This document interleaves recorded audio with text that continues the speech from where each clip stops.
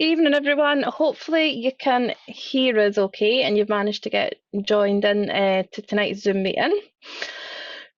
So what the plan of attack is, so you'll all hopefully have read through before joining and know what we're up to tonight. So we're going to be speaking about managing the yow for a successful lambing. So when we're talking about lambing and yows, obviously the whole idea is to get good fleshy lambs out of your productive yows with good high vigor, and make sure your yows are in the right condition and whatnot for and hopefully stress-free lambing, or as stress-free as lambing can get anyway. So what the agenda is tonight, we're going to have Poppy, who's a SEC grassland and sheep specialist, is going to be speaking to us a bit first, and then following on from Poppy, we're going to have Mary, who is Mary Young, who is our one of our livestock nutritionists as well. So just for the duration of the meeting, I'm just going to mute everybody just because we're expecting about 30 people to join in. So if I just mute everyone to begin with, it means there's no background noise and less interference from everybody else as we go through the meeting.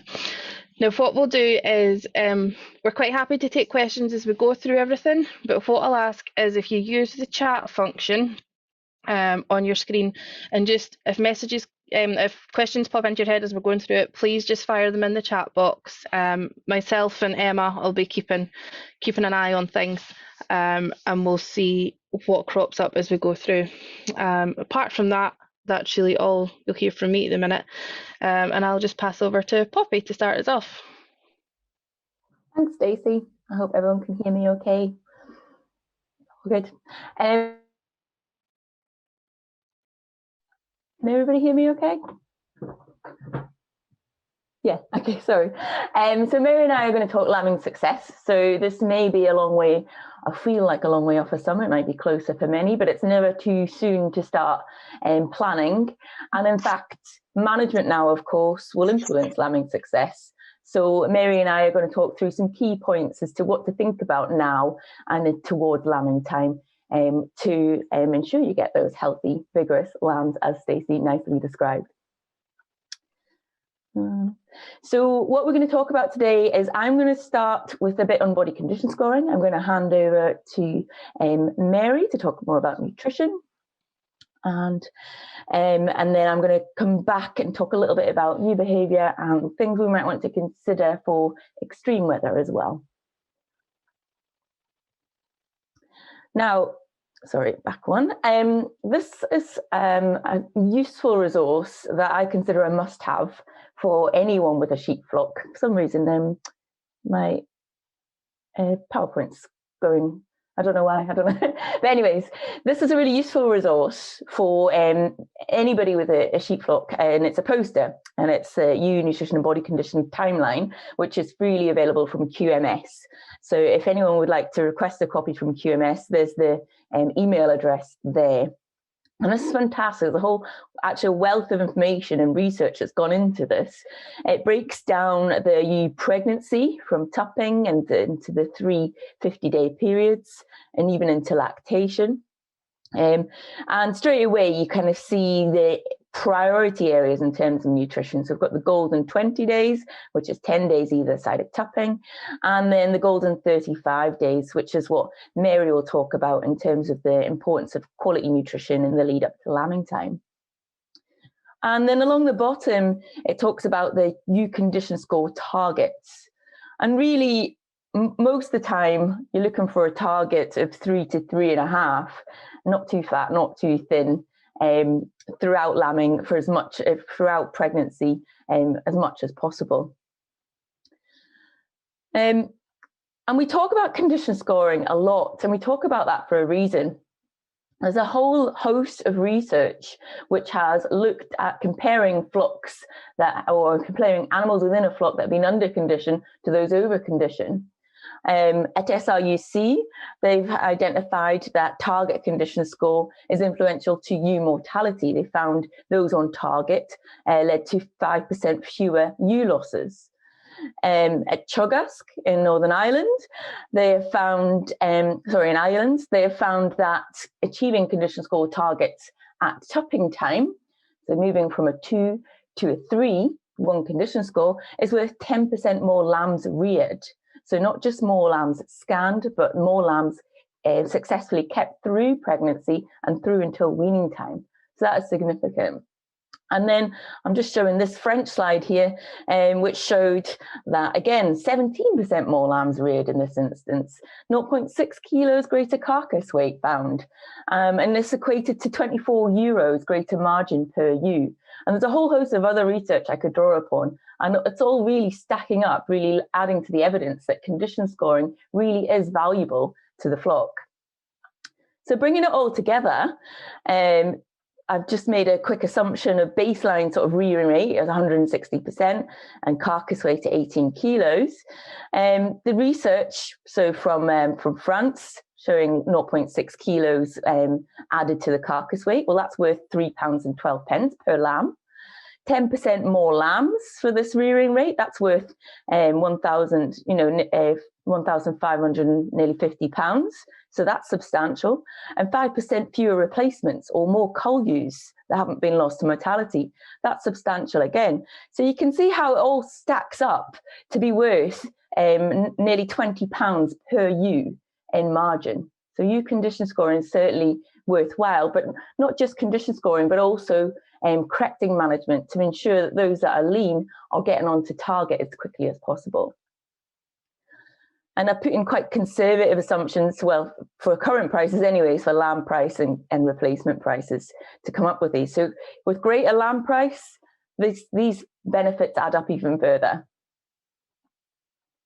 So condition scoring, I've heard some of you did a condition scoring session at the last Women in Ag meeting, but there's a great FAS technical note, the body condition scoring of mature sheep, which is available online. And basically you're feeling these along these short ribs or horizontal processes, and you're feeling along the spine of the ewe's back. The way I kind of think about it is if you're looking, if you're feeling the ribs and think of them like your fingers, and if there's a lot of space between the ribs and they feel sharp and pointy, that's a condition score 1. If they're starting to feel a bit more rounded, but you can still get your fingers between them, like my knuckles are shown, that's a condition score 2. And then 3 would feel more like more rounded again, but less easy to get my fingers between them. And then 4, really difficult, really challenging to find those ribs. Or another thing I consider is if I can easily get my fingers underneath the short ribs, then that's indication that there are less than a condition score 3. So there's these sort of indicators, I guess, to help get your eye in, because we recognise the method is subjective, but it's something that's really is valuable to check that the nutrition is right, but also to maximise the flock performance, as I've just shown. And in terms of targets, they're slightly different for the hill breeds versus the more upland situation in the lowlands systems. But like I said, getting them, I mean, maybe using the scores isn't always advantageous when it's subjective, but not too fat, not too thin, as much as possible, really. And making sure that the range within the flock, as many as possible, are on target is highly beneficial as well. So you can do these simple tally charts while you're going through them, just putting a cross next to where they come in terms of the score, and then trying to get as many as possible. I think they say about 90% where possible at topping time in this narrow range of condition scores. Sorry, one moment. And then just, you might ask, when's most important to condition score? Well, I think the most valuable time and the time where you can make the greatest difference is in between weaning and topping time. And that's because we're not asking much of the ewes at the time. They're not lactating. They're not growing a lamb inside them. So that's when we can condition score them and manage them in groups of those that are too fat and those that are too thin, and then go through them again, perhaps after 4 weeks, to try and get as many as possible at target at topping time. Now, I know that time has passed for many. However, the next time to go through them would be at scanning time. And then again, managing those that are lean would be managed in perhaps with the ones with greater multiples. So say the lean twins go in with the triplets, so they can be fed like a triplet bearing you. And then those fat twins, for instance, might go in with the singles, so they can be fed a bit leaner to get as many on target as possible. For lambing time, at a condition score around 3 for most. So that's, well, 2.5 to 3. So that's condition scoring. And I know many of you will have done a bit before, but I just wanted to just reinforce the importance of that. And before we come on to what Mary is going to talk about, which is nutrition. Thank you. If there are any questions, fire away.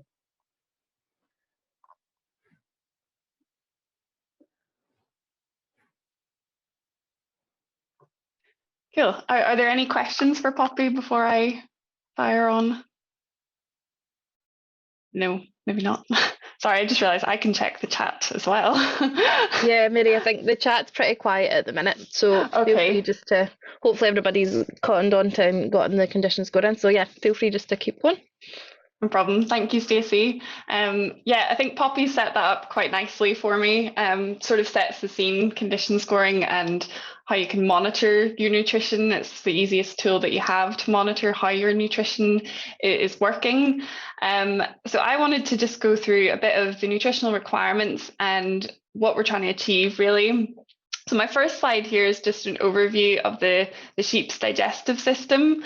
Don't worry, not going into too much theory, but I just wanted to sort of give a picture of what we're trying to achieve when we're feeding the ewe, and why it's so important to satisfy the rumen.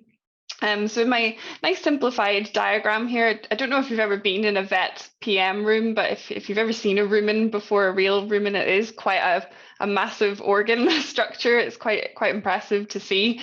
But that is the main part of the digestive system of the sheep. So you'll see here I've got some rumen bugs floating around here, and this is what breaks down the feed. So it will mainly be grass or hay or silage in the winter time. That's what the rumen bugs are breaking down whenever they're digesting their feed.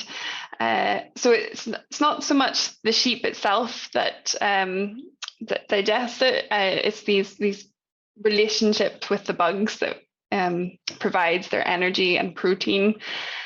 So here I've got my what we call degradable protein in nutrition. So this is urea is an example of 100% degradable protein. Other good sources of degradable protein are things like your silage, your grass will be mainly degradable protein. So when they ingest their grass, that's the degradable protein that's been broken down, and they also receive energy from your grass as well. And that's what the rumen bugs use. They capture the degradable protein using the energy, and they make what's called microbial protein. So for a ewe in early pregnancy, most of her protein requirements will be made up by what we call microbial protein. And that should satisfy most of her requirements. Unless she's on the thin side, she may need a bit of additional, but generally microbial protein is sufficient in early to mid pregnancy. We've then got what we call DUP. I think that's been a bit of a buzzword over the past few years, especially a lot of the work that John Vipon's done. So this is the digestible undegradable protein, which is again another important source of protein, particularly in late pregnancy when her protein requirements go up quite substantially. But it's so important not to forget your degradable protein as well. I've seen a lot, I'll show you in a wee minute, just the silages that have been coming through and how they've analysed, but some of them can be lower in protein and may not fully satisfy the degradable needs of the bugs. So it's really important you've got that baseline right, what's coming from forage. And I'll chat a bit through how you can work that out if your forage is sufficient and what you need to be looking at. So really the objective is to optimise your contribution from forage as much as possible. So in order to do that, the first thing you need is your silage or your hay analysed. So that's essential to be able to assess the potential.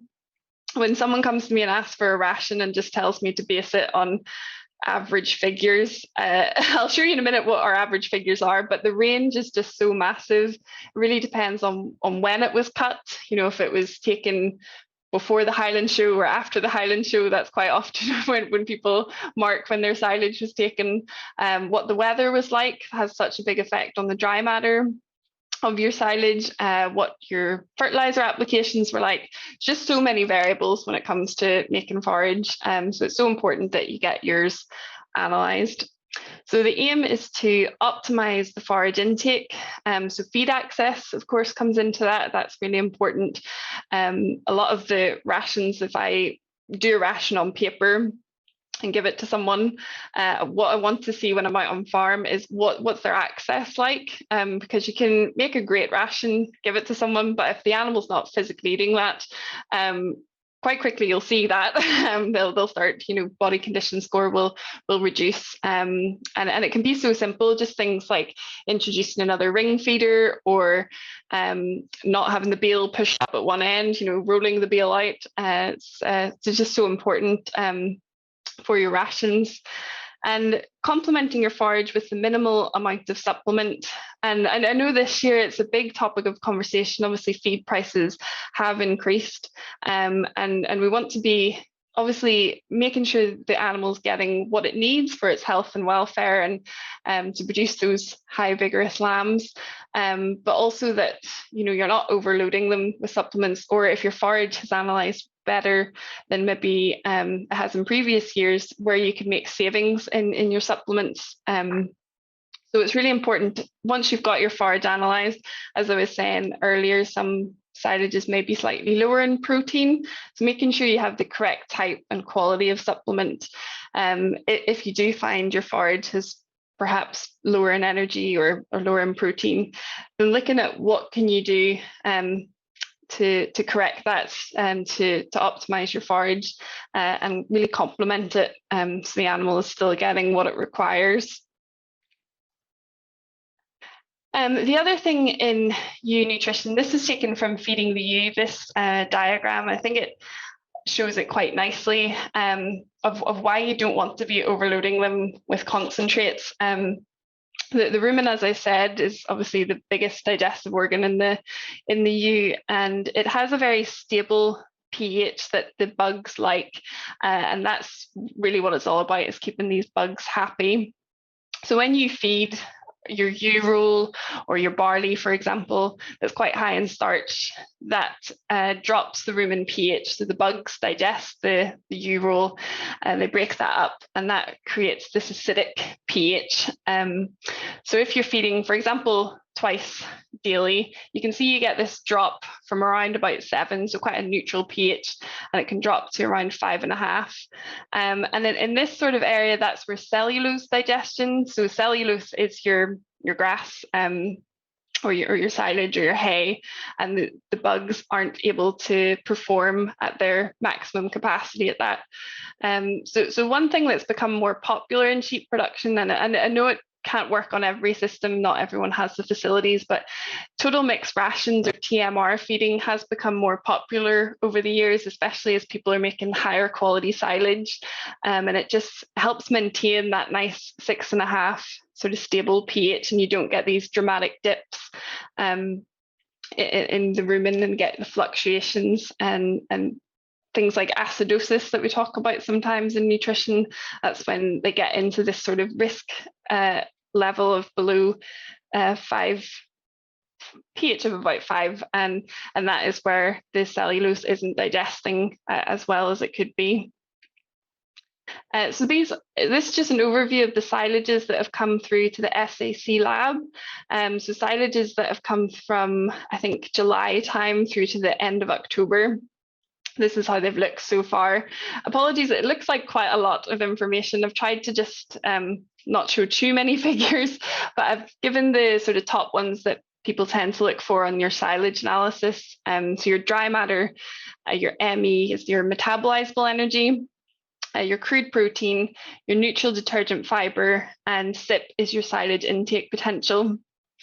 So the first column there gives all the silage average. So all the silages, that's from beef and sheep and dairy.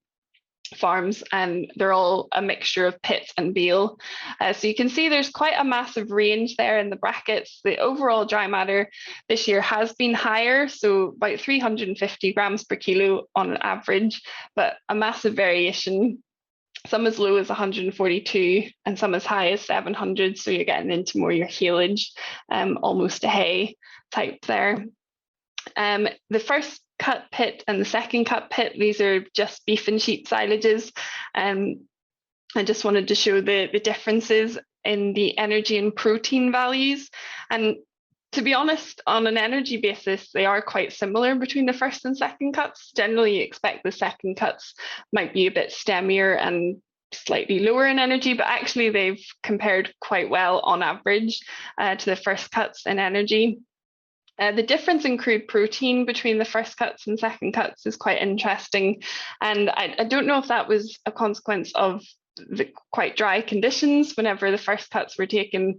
Perhaps fertilizer wasn't taken up, but certainly from a nutritional point of view, that's important to know if you're working with your pit or bales from first cut and then moving through to your second cut, or vice versa, moving from your second cut to first cut, the difference that will make nutritionally to your rations, that protein difference. So again, important why you should get them analysed.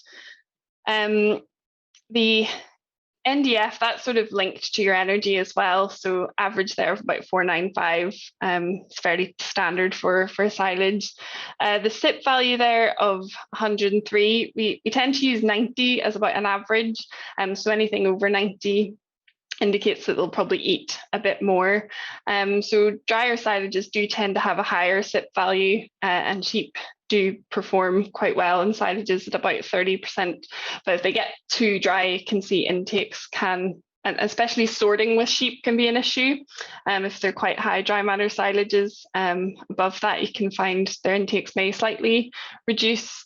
But yeah, that was the overall sort of picture of what we've seen so far. Obviously, lots of different types of conserved forages might be used, your haylage, different dry matters and nutritional qualities. So it really depends on time of making and, as I was saying, quality of the grass.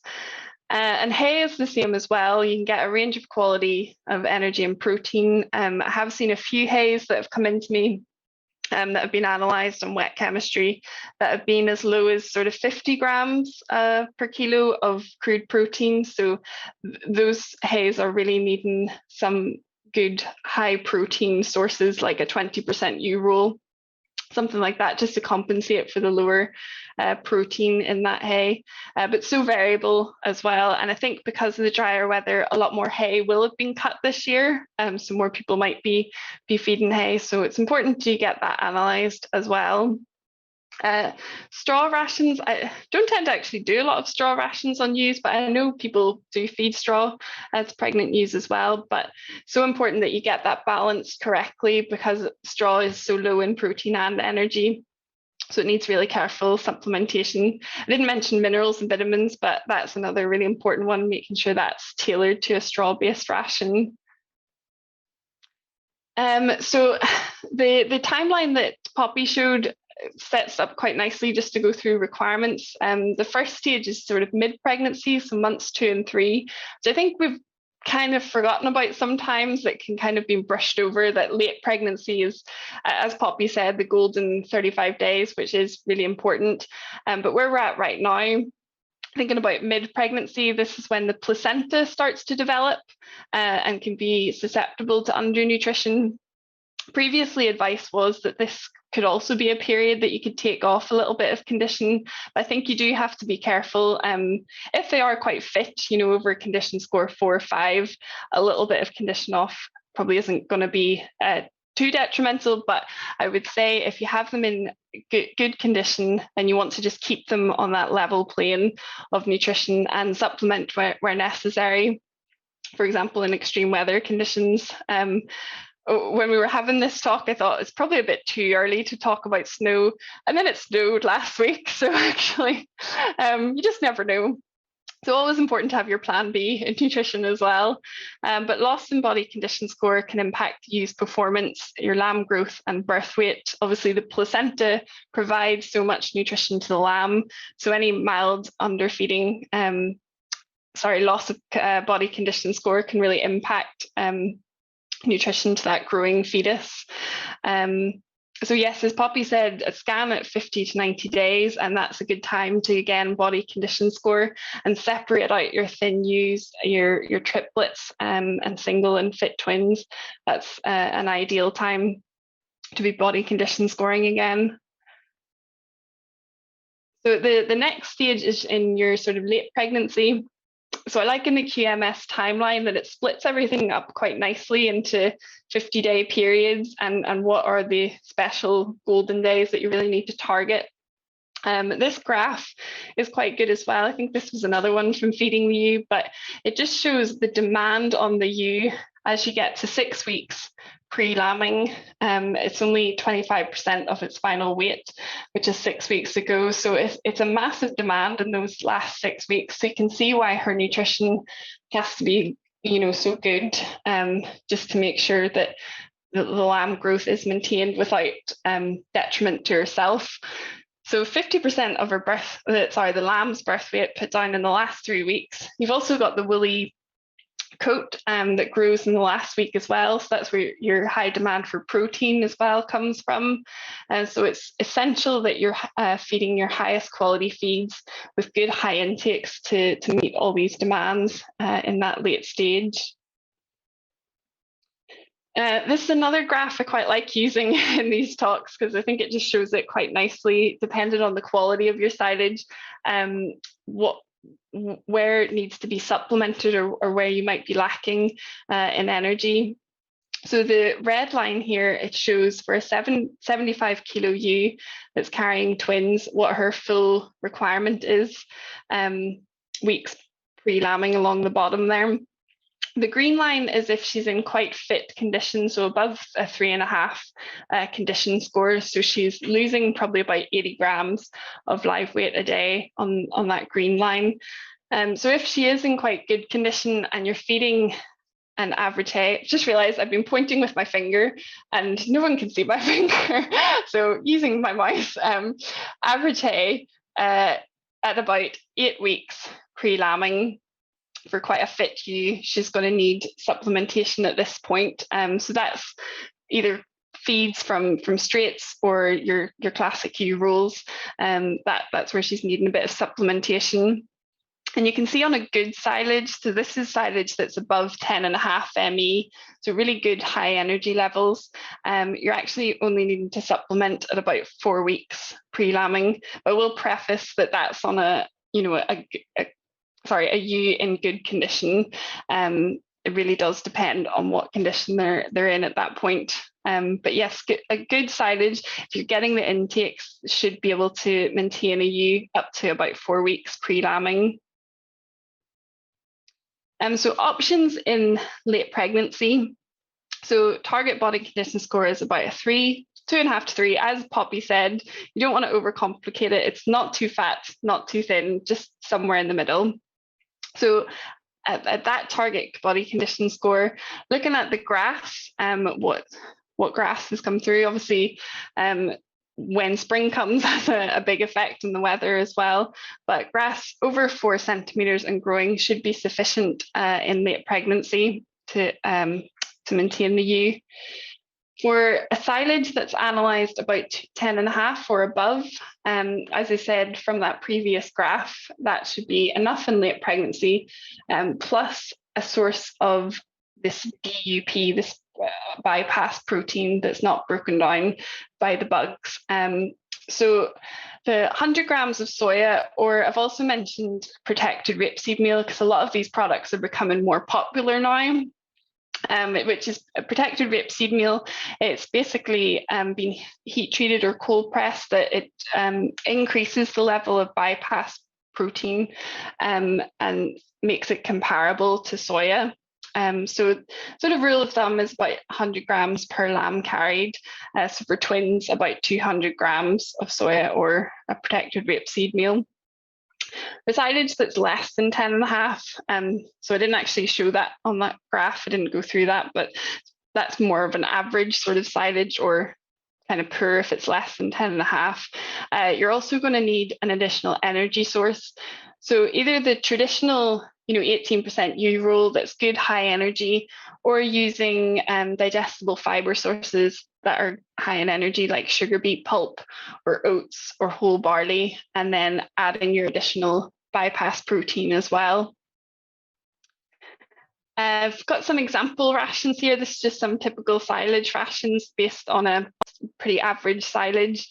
So this is for a 75 kilogram ewe, and it shows what her supplementation from concentrate is at 8 to 2 weeks pre-lambing. So you can see for those that are carrying singles, they're not really needing any supplementation at this point, but as you get that bit closer to lambing at about 4 weeks, they're going to need a wee bit of extra energy and protein.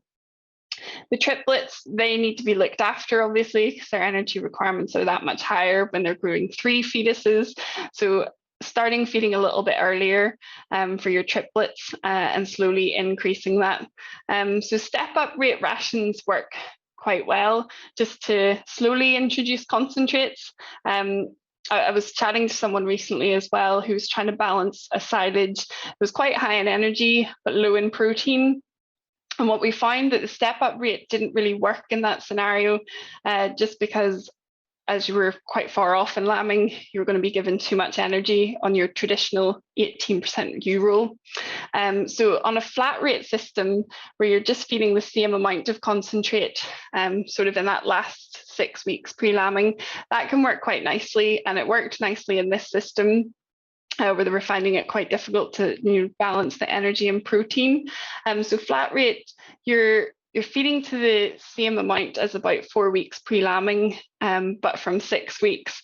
So you'll be slightly overfeeding at the start and then slightly underfeeding as you get closer to lambing, but it levels out and you're not having to overload them with concentrates as you get up to that sort of 2 weeks pre-lambing. So that can work quite nicely, the system.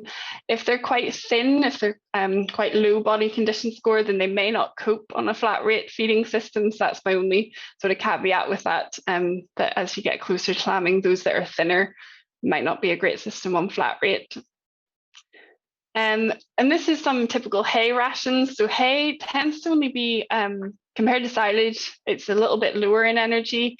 So it tends to usually be about 9 megajoules of ME and about 9% crude protein, or 90 grams per kilo dry matter.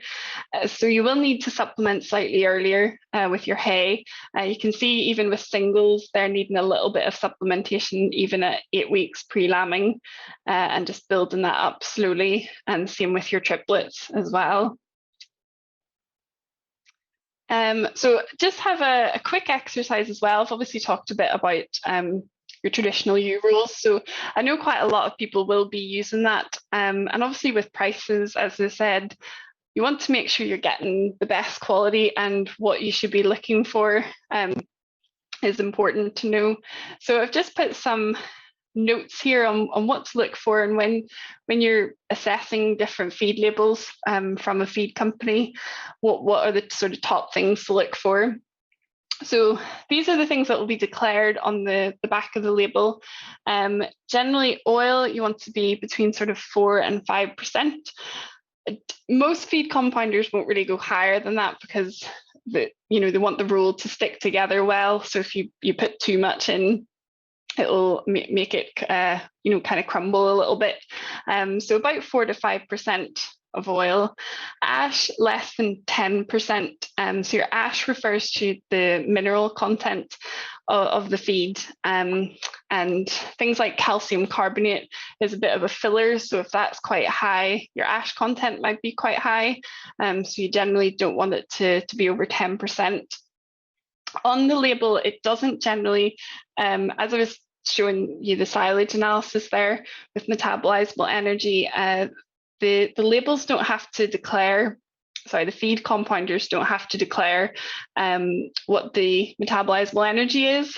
So a good gauge of what the energy content is like is to look at the fiber content. So if it's over 10%, that would indicate there's quite a lot of filler feeds in there. Things like oat feed, palm kernel. You don't want to see those high up in the list, or high fiber content.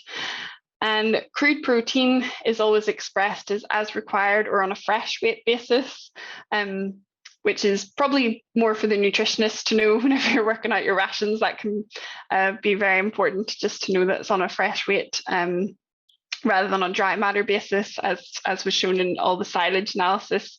That was expressed on a dry matter basis. And the other thing is the list of ingredients. So it's shown in descending order of inclusion.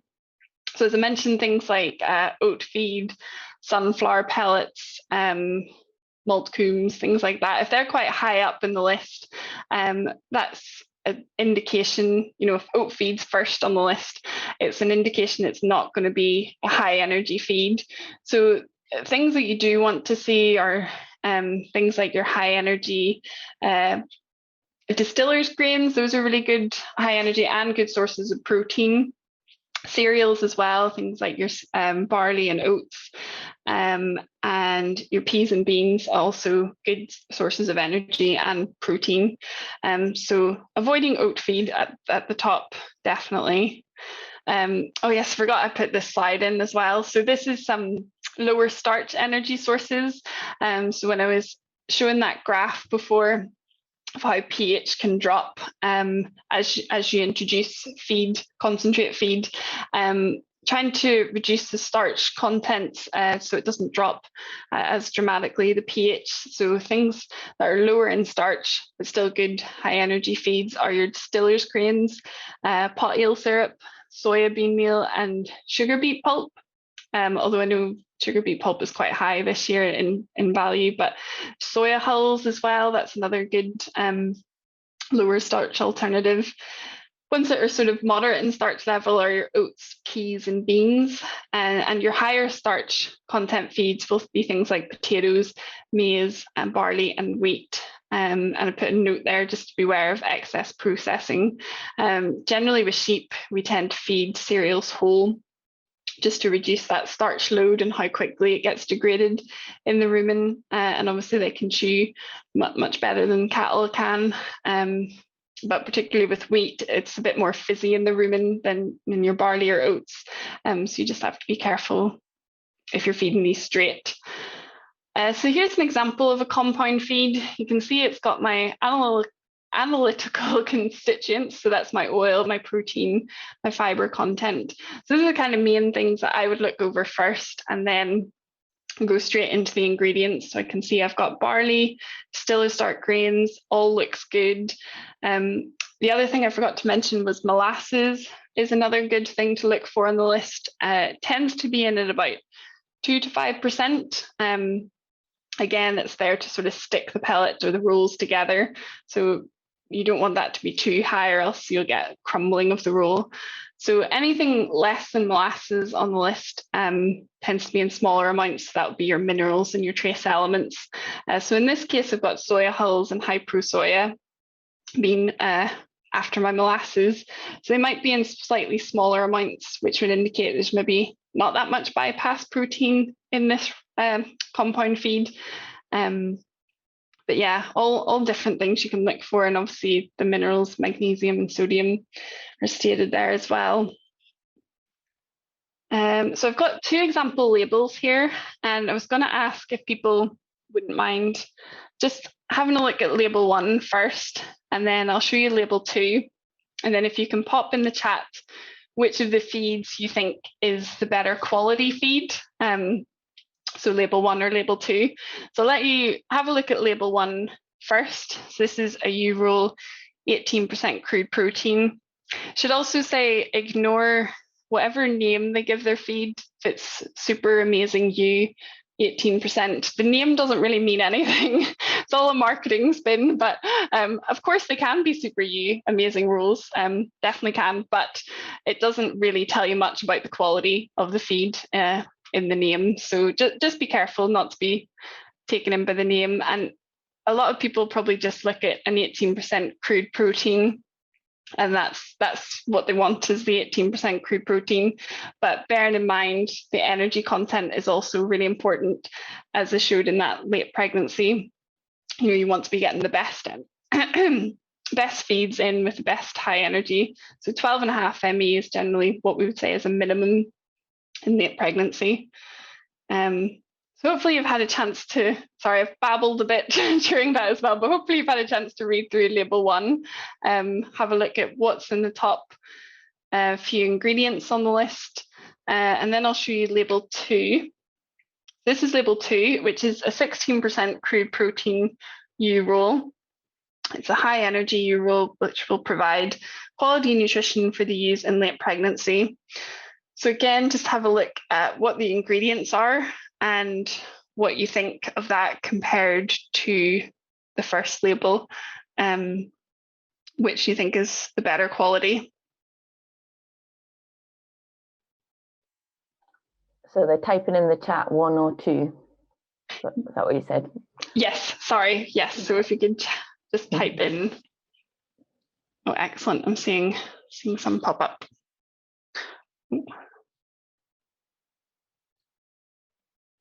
So most are preferring label 1.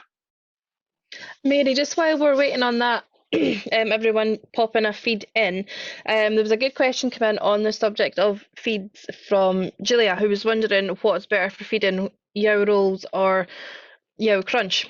So that kind of goes back to the feed labelling thing, I suppose, doesn't it, and how it looks. Yeah, I would say having a look at what the quality is between the crunch and the rolls, and I suppose from a practical point of view as well, if you're trough feeding, then you could use the sheep crunch, but if they're outside, then the rolls might be easier to use. So there's sort of practicality points, but I would always just look at what the quality is, depending on what's in the feeds. I know with sheep they can be a bit more picky and can kind of pick through things a bit more, so I don't know if the crunch is maybe not as good for that reason, because they might be able to sort it a little bit more, but again, sorry, just reading the chat as well. Yes, if you're using TMR feeding as well, it's quite easy just to mix through with the silage and hopefully reduce sorting, but I would say yeah, it just depends on your system probably, but hopefully those tips of what to look for will help. Do you have anything to add on that, Poppy? No, I was thinking the exact same, but I guess the rolls are potentially more likely to have these sort of filler, low quality filler ingredients that might be higher processed. So there might be that sort of risk of starch overload, grain overload with them as well. But yeah, all comes back to quality, yeah. Yeah. Yeah, I think that's a really valid point on them being picky as well, because you know what they're like, even when they're grazing, they'll pick out the stuff they prefer. So with the rolls, they've just got to take it in a one hit as opposed to picking their way through the crunch. Yeah. Definitely. Perfect. Hopefully that's answered that one. Yeah, so I think most people have answered number 1. I realised that I could have put 2 ewe rolls that had the same crude protein level, because quite often a lot of them will, sit at 18%, but it doesn't really tell you much about the quality. Apologies, I'll go back to that first one. So obviously there's high levels of bypass protein, so we've got the ultra soy at the top there, so that's a protected form of soya, so the DEP levels are going to be even higher than normal high pro soya, and it's also got sugar beet, which is a good high energy but also fibrous feed, so it's not overloading them with starch. So yeah, in the second one, if I've moved through to that, we've got wheat feed. I didn't mention that one, but wheat feed, it's not terrible. It's about 11.5 ME, but as I said, we're really aiming for about 12.5 as a minimum for use in late pregnancy. So yeah, not an ideal feed to be top of the list, and sunflower palm kernel as well. Again, more of a filler type feed. So well done, everyone picked that up. So just some feeding guidelines, as I was saying, with those step up rate type rations, introducing feeds slowly. So starting them off at about 0.25 kilos and then increasing that by about 50 to 100 grams or 0.05 to 0.1 kilos a day. So you're building them up slowly. You're trying to avoid these big dramatic drops in pH of the rumen.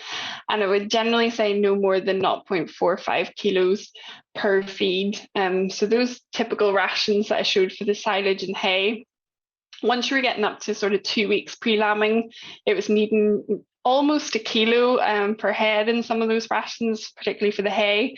So splitting that over 2 feeds at least, just to reduce that grain overload or risk of acidosis. And as I mentioned, feeding whole grains as well, again, to help reduce the speed the starch is degraded at. And the feed space requirements there, as I was saying at the very start, we want to optimize forage intake as much as possible. So making sure good feed access. So ad lib forage is about 15 centimeters per head. Restricted forage, they need a bit more.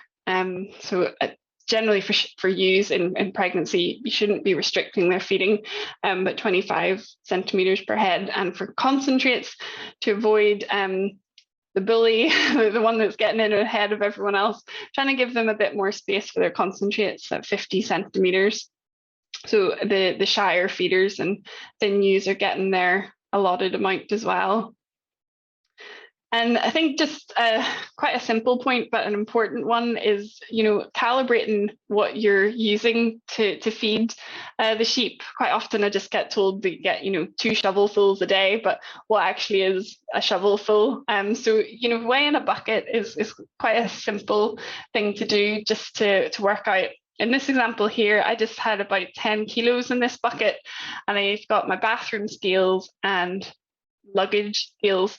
So just very quickly using those to weigh your bucket out, knowing this is how much is in this, and I can allot that to the group, multiply what my ration says up for that group, just to try and improve the accuracy of your feeding.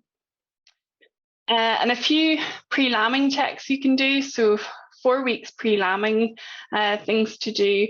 Metabolic profiling, I think it's become more talked about recently over the past few years, and I see it more commonly done in sheep.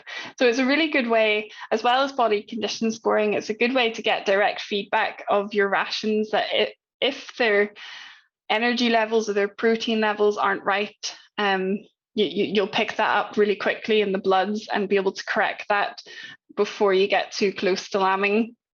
So your BOHBs are what you'll get back from blood testing, which gives you your short-term energy balance.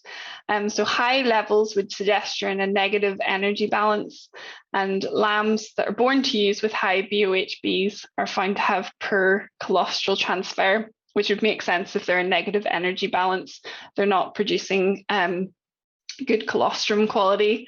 There was work done at the University of Edinburgh that showed that ewes were 5 times more likely to have lambs with insufficient antibody levels. So again, that relates to the poor colostrum transfer to these lambs. Other markers that you can look at in the bloods are the urea. So that's your short-term protein. So that's their kind of current protein intake. So again, that can have impacts on their colostrum production and their immunity as well. I forgot to mention the importance of the immunity of the ewe in late pregnancy. She's got all these other challenges, and immunity can be knocked off quite quickly if she's not got good protein intake. And the last thing is the albumin, so that's your long-term protein balance. So if they've been in kind of prolonged undernutrition of protein, that can show up in their bloods, or if they've had liver damage from things like fluke or blood loss. And again, the same work at the University of Edinburgh found a link between the low albumin and an increase in lamb mortality. So yeah, good things to use to check how your nutrition is looking and get direct feedback. And of course, your body condition scoring as well, for things you can assess on farm quite quickly. And I think that's my last slide. So I'll pass back over to Poppy. or if there's any questions, sorry, can take questions as well. Yeah, just before we go back to Poppy, there was a question in the in the chat, Mary, from Fiona asking, does feed space increase in triplets versus single bearing ewes? Should that be a consideration? I actually don't know the answer to that. I would imagine it would increase because obviously they're going to be wider. Do you know if there's a a recommendation, Poppy? I looked into it, but we tend to keep things simple. So large ewes, like 79 to 90 kilos, would get 50 centimeters, and then smaller ewes, so 50 to 70 kilos, would get 45 centimeters.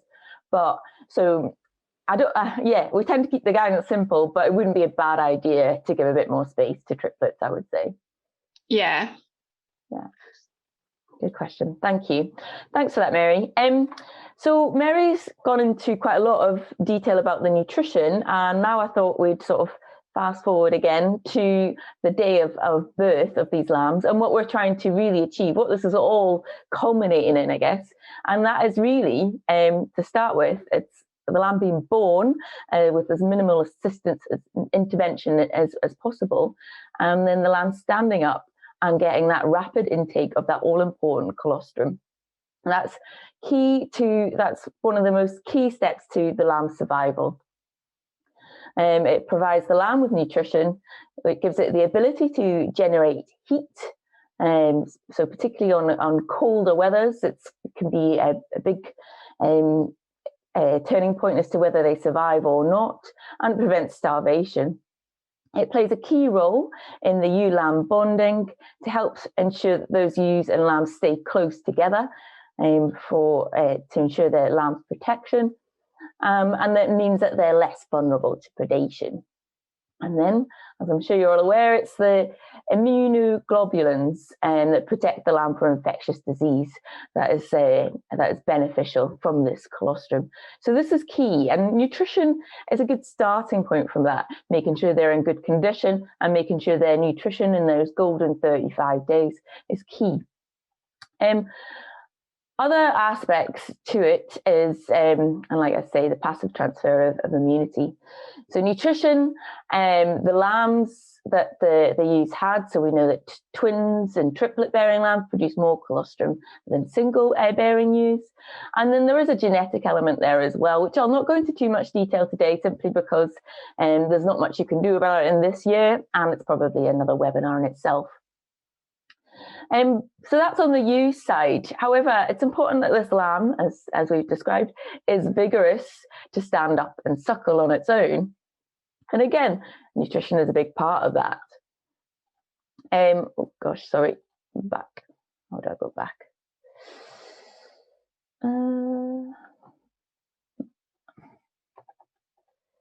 That's that one. So nutrition is a big part of that, genetics is a big part of that, but that's when environment comes to play a part as well.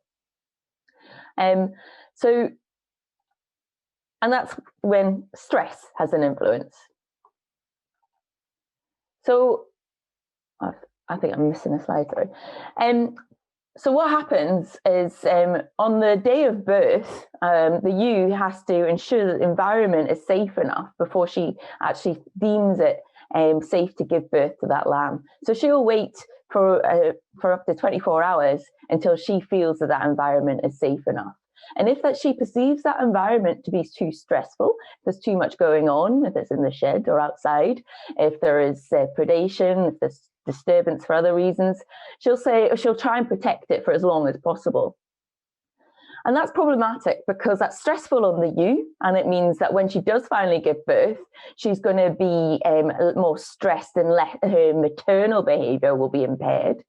And then also it could potentially starve the lamb's brain of oxygen when it finally comes through, and then that affects its vigour. So having the environment as stress-free as possible to ensure that reaction where the ewe gives birth is as quickly and as calmly as possible is all contributing to the success of that lamb standing up and suckling on its own without the need of intervention to make sure it gets the all-important colostrum. So to create a stress-free environment, it really comes back to the basics of keeping the shed or making sure the outdoor environment is disturbed as little as possible.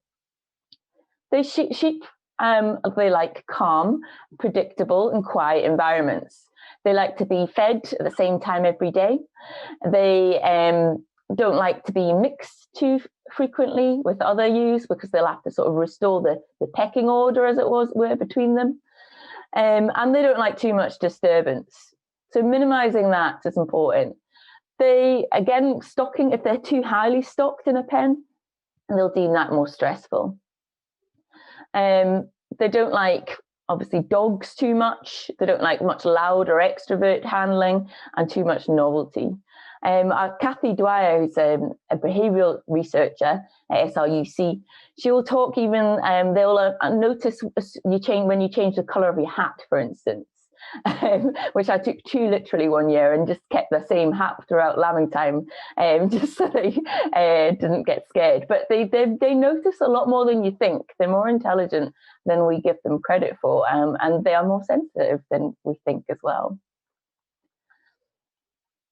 So minimizing stress, and Mary's talked about making sure they've got enough quality feed in front of them, and she's talked about that trough space because, again, that comes back to stress. If they're having to be aggressive to get to that all-important feed, then that's added stress. And in fact, we've noticed farmers that are feeding more ad lib versus twice-day feeding or once-day feeding, they're able to feed quality stuff ad lib. We've actually found that they exhibit more lambing during the day rather than at night. And if we look back to sheep in the wild, that would be their natural preference. So if there's a lot of lambing at night time, that's indicative that this environment in the shed is too stressful through the day. And we should be trying to, particularly if you don't want to have to deal with a mess when you get to the shed in the morning, or if you don't want to have to worry about looking at them too frequently, trying to keep that environment as stress-free as possible will lead to more lambs being born during the day. So just to reiterate, that's the trough spaces recommendations for small and large ewes. And then, yeah, like Mary said, we thought we'd best put in a little bit about planning for snow. I hope, well, there's been a horrible storm for many this last weekend, and I hope you weren't all too badly hit with that. And it is tricky. The weather is becoming more and more unpredictable, and it is always going to be a challenge. But all we can do is all we can do. We can just do the best we can to prepare for these challenges. And the more we plan ahead and communicate with the other staff and this plan, the less stressful and more prepared we'll be for these occasions. I think a really key point is training young stock, so training hogs to eat, so that when these extreme events do occur, they're not wasting days losing weight as they learn the feed that you're putting in front of them. So a useful time to train hogs would be in the autumn time. If they're pregnant, wait till about a month after the top has been introduced with the ewes. And if they're not pregnant, well, it's easier again. So just putting that feed in front of them on a relatively bare paddock, just to get them used to it. I think, if possible, I know it's not always possible, but trying to get ahead of the bad weather, looking at the forecast. If there's a heavy storm forecast, then seeing if you can bring the ewes closer to home, seeing if you could bring them into more sheltered or more free drained fields with better access where you can feed them from, and making sure there's plenty of water provided. And also, they tend to eat more prior to the storm occurring. So feeding them a bit before the storm occurs might be beneficial, because during the storm, they'll eat less because they're stressed. So that might help prevent any loss of condition at that time. And I think what's really key when we're planning these things out is trying to avoid any sort of knee-jerk reactions. Right, we'll quickly get the ewes in the shed, because that will stress them from an environment where perhaps they're on just a forage-based diet, and then they're going into the shed, they've got the stress of going into the shed, and then they've got the feed transition, and you might be prone to metabolic issues in those ewes. So keeping in mind, yes, you're having to react quite fast, but that transition of feed is still going to be important. As Mary described, making sure that you're starting at no more than 250, a quarter of a kilo to start with, and you're transitioning them up. And again, that's why looking at the forecast and trying to get ahead of it will help with that transition. I know, easier said than done. And then I'll just show you sort of an example of how we might calculate the requirements for 3 weeks bad weather, because it's never a bad idea to having that forage on hand, because when you do, if you are hit and you are going to buy, inevitably it's going to be really expensive or really difficult to source. So having that forage on hand for that plan B, should that bad weather hit, is definitely recommended. So I've just done that quick calculation here. So for those pre-scanning, they don't require as much. As Mary showed, their energy requirements during early pregnancy are relatively low. So we often allocate on a percentage of their body weight per day. So pre-scanning, I would allocate roughly 2% of their body weight, post-scanning 3% of their body weight, which is including some allowance for wastage in there. So that equates for a 70 kilo ewe, that'll mean 1.4 kilos of dry matter pre-scanning, 2.1 kilos of dry matter post-scanning. So that equates to, in terms of fresh weight, 5.6 kilos, 8.4. That's based on an average silage, 25% dry matter. Or for those feeding hay, that would be 1.6 kilos or 2.5. And then what that means in terms of bales for 3 weeks, so it's 0.117, let's say, bales for 700 kilo bales of silage per ewe, or post-scanning 0.25, and then hay if I'm working on 250 kilo bales. So obviously I would want you to adjust these according to the sort of types of forage you're using, but just to give an example, so for 100 ewes, we're talking about 17 bales for 3 weeks pre-scanning, 25 bales for 3 weeks post-scanning, and for 100 ewes in terms of hay, we're talking about 14 bales for 3 weeks versus 20 bales, or 21 bales if we're rounding up. So it's always good to do that sort of calculation to make sure you've got enough on hand should the worst occur. So hopefully that's given you some food for thought. I think just to summarize what we've described anyways, I think that ewe nutrition timeline covers quite a lot and just hones in the mind on a lot of the aspects that Mary and I have discussed tonight. So worthwhile requesting one from QMS. Hopefully I put across how valuable condition scoring is. I know it's tricky because it's subjective and you have to get ewes in and all the rest, but it's worth nearly £20 a ewe. And I think that is, and if you're thinking welfare, you're thinking other aspects as well, it certainly is worth it to make sure that you're validating, you're checking that the feeding and the management is right. As Mary's put across, respect to the rumen, it doesn't like quick changes. So making sure that we're and it doesn't like too high a starch, as Mary described, so making sure we're respecting that environment. The golden 35 days pre-lambing, that's where there should be a lot of focus. That's where the most influential period in terms of lamb mortality, and it will also be influential to colostrum and size of lambs and vigour of lambs. You've all shown yourself to be excellent at reading the feed labels. So, yeah, fantastic. And hopefully I've put across why it's important to minimise stress in the shed or outside for yourselves and for the sheep. And planning ahead is always valuable. So thank you very much for listening to us this evening. And if you have any questions, please fire away.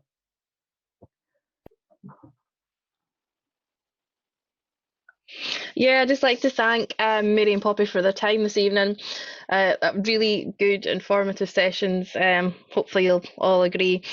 Lambing's not that far away from some of us that are, in amongst pedigree stuff. It'll be coming round soon, and even the early lambers as well. So it's definitely the time to be thinking about it for all stages of pregnancy. And I had written a few bullet points summary, but Poppy's covered everything pretty much that I was using as your take-home messages anyway. So we've just got, Lorna's just messaged if we have copies of the slides we can send out to participants. So I think, Emma, you were maybe gathering some bits and bobs we could send to people. Is that right? What all we were going to put slides round and Yeah, hear thanks, Lucy. the timeline. Yeah, absolutely. I can, all the documents that have been spoken about this evening, I'll pop them all onto an email and send them out to everybody who's attended. But if you find there's nothing in that list that that you're looking for, then let me know and we can try and find it for you. Perfect. Yeah, I found it really really intriguing to find that sheep pay more attention to the colour of your hat than you think. So I'll bear that in mind next time for the lambing shed. But yeah, thanks everybody for joining. It's been what I think a really good session. So hopefully everybody's got something to take away from it. And that's us for this evening. So yeah, thanks for coming, and we'll see you again soon at one of our next meetings, hopefully. Thank you. Good evening. Yeah. Thanks very much. Thank you. Thank you. No bother. Yeah, any other last minute questions or open mics, feel free. We've got a little bit of time. Other than that, feel free just to leave the meeting.